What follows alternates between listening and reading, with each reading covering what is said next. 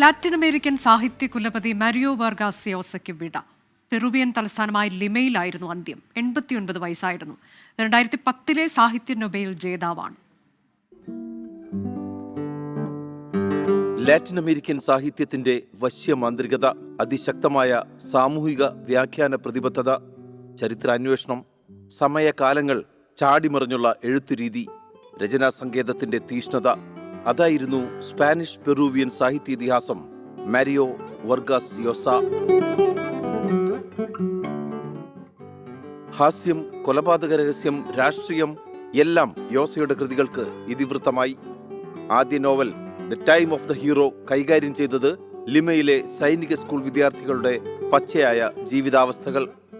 Mario Vargas യോസയുടെ masterpiece ഏതെന്ന് ചോദിച്ചാൽ ഭൂരിപക്ഷം ആസ്വാദകരും പറയും The Green House. Gabriel Garcia മാർക്യൂസിനും ജൂലിയോ കോർട്ടസാറിനുമൊപ്പം യോസയെ പ്രതിഷ്ഠിച്ച അതിമനോഹര കഥ. പിയൂറ എന്ന നഗരത്തിലെ വേശ്യാലയം കേന്ദ്രീകരിച്ചുള്ള കഥാകഥനം, വായനക്കാർക്ക് നവ്യാനുഭവം. 2010 സാഹിത്യത്തിനുള്ള നൊബേൽ പ്രൈസ്.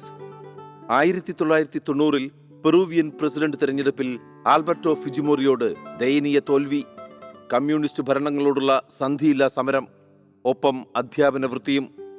രണ്ടാനമ്മയ്ക്ക് സ്തുതി, കോൺവെർസേഷൻ ഇൻ കത്തീഡ്രൽ, അങ്ങനെ എവർഗ്രീൻ ക്ലാസിക്കുകളുടെ സൃഷ്ടാവ്.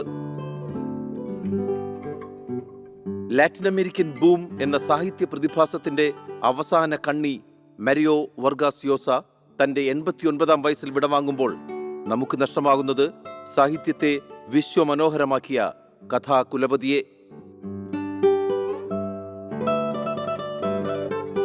U Pradeep, research desk, 24.